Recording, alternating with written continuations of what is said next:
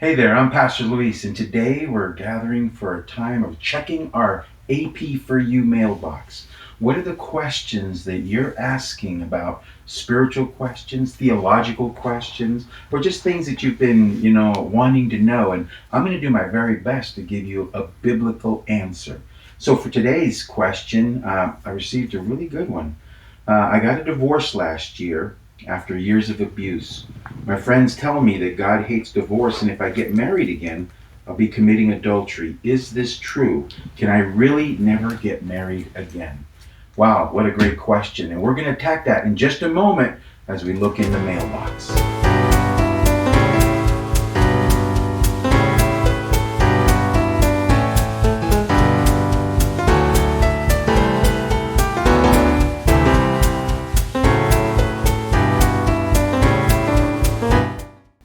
Thank you so much for such an important question. I know that that's something that many people are wondering about. What about marriage and divorce? So I know that there's layers of complexity with every question.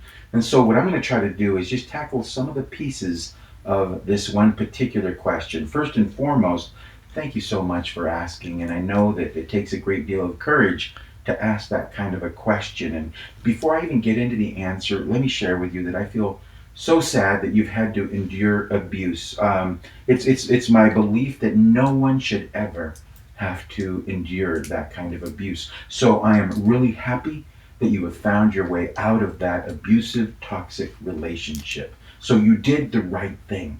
But now let's talk about your question. Let's see what the Bible has to say about some of these issues that you've brought out. So first and foremost, when we talk about abuse, I need to make clear that what I'm talking about is violence. Violence when we're talking about verbal, emotional, or physical abuse. It's when one person in a relationship uses force or intimidation or coercion to control another person. That is never healthy. It is not what God would want in a marriage relationship. So we do not believe that anyone should ever be in a place where they are being harmed in any way. And so I'm just grateful that you found your way out.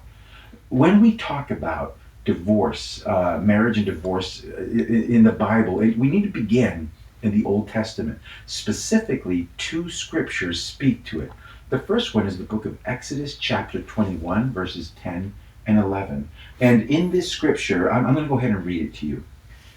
If he takes another wife to himself, he shall not diminish her food, her clothing, or her marital rights. And if he does not do these three things for her, she shall go out for nothing without payment of money. That's Exodus 21, 10 through 11. And so the reason I bring this scripture up is because in all of the marriage contracts in the Jewish tradition, it's called a ketubah. In all the marriage contracts we've found, these three things mentioned in the scripture are part of every single marriage contract. This concept that, and basically what we're looking at is the ketubah, the marriage contract, is a woman's rights and a man's responsibilities. And we see that here, where it's saying the woman has a right to be clothed, to be fed, conjugal rights, intimacy, children, and for her husband to be faithful. And in the same way, the man, if he's going to bring home food, she needs to cook it. And if he brings home material, then she needs to make clothing out of it. And together they join for intimacy, for children, for family, and they are to be faithful to one another. These were the four basic elements of every ketubah, every marriage contract. And what we find here is a woman who's a slave, and her master marries her, elevating her social status to wife. And for whatever reason, in this scripture, the man decides he's going to take another wife. And this scripture is here to remind him just because you're choosing to get married again does not mean that you aren't responsible to the first wife. And so, if for whatever reason he fails, he neglects her, he abuses her, she can leave, and she doesn't owe him. There's no dowry. There's nothing that she needs to give to him. That's why it says she shall go out for nothing without payment of money. He will suffer loss. And so we see here that when we're talking about divorce, a woman had rights. And if those things were not being fulfilled, she had a way out. The other scripture is found in Deuteronomy chapter 24.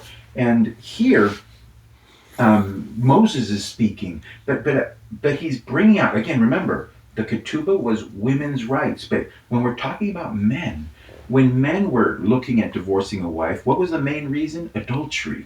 Adultery, because they had to provide the food and the clothing and all these other things. But the woman had to be faithful to him. So in Deuteronomy 24, 1 and 2, the scripture says, when a man takes a wife and marries her, if then she finds no favor in his eyes, because he has found some indecency in her, and he writes her a certificate of divorce and puts it in her hand and sends her out of the house, and she departs out of the house.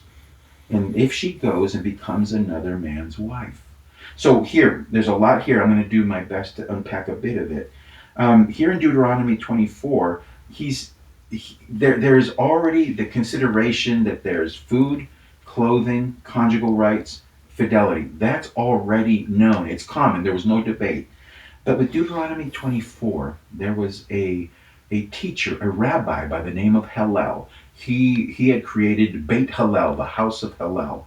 And his teachings were really all over the place at the time of Jesus. And this was one of his most popular teachings, unfortunately. And when he looked at the scripture, at that phrase in verse 1, when he has found some indecency, well, for the longest time, everyone said, well, that's the fourth reason that someone could be divorced, the fact that there could be infidelity. But when Hillel saw that, some indecency, he took that word in the Hebrew and he broke it apart. And he said, no, that's two things. That's not one. The word some and indecency. The word indecency means adultery, and some means anything. Well, Hillel, what do you mean, anything? That's just it. Any cause, any reason. It's kind of like the idea of no fault divorce. And Hillel was teaching people that you can divorce your wife not just for those things that we all agreed on, including infidelity, adultery, but also for any cause. And as I mentioned, that was sad because men started divorcing their women for any cause, and then he had to write her a certificate of divorce, put it in her hand, and send her out of the house. But now, when he did this, Moses was saying, give her a certificate of divorce, which means you got rid of her for whatever cause, but now you need to give her a chance to survive. She can't go out and get a job. She doesn't have the resources, and so she can go out now with that certificate and remarry. She can start her life again. During the time of Jesus, this was still a heated debate. People were not in agreement. There was another rabbi by the name of Shammai, and he was saying, no, Hillel, you are wrong on this. It is only for adultery. So I want you to know there was a debate between major houses of great rabbis, and the question was ultimately brought to Jesus. Look in Matthew chapter 19 with me. It says, and Pharisees came up to him, being Jesus, and tested him by asking, is it lawful to divorce one's wife? Notice what it says there, for any cause. They're not asking for a general teaching on marriage and divorce. They want Jesus' perspective on the debate between Shammai and Hillel. What do you say, Jesus? Can that Deuteronomy 24 interpretation stand? What do you say? And he answered, have you not read that he who created them from the beginning made them male and female? And he said, therefore a man shall leave his father and his mother and hold fast to his wife, and the two shall become one flesh. So they're no longer two, but one flesh. What therefore God has joined together, let no man separate. And Jesus reintroduces us to the dignity and the honor of marriage. He says, all this that you're talking about, it's not supposed to be this way. It was never supposed to be this way. You aren't supposed to be able to just marry someone and then throw them away. So he is in disagreement with Hillel. He's saying, no, you can't just divorce your wife for any reason. If there's adultery or if there's a failure in any of the four that we've already mentioned, yes. And the Pharisees didn't like that answer because, like I said, it was a popular view.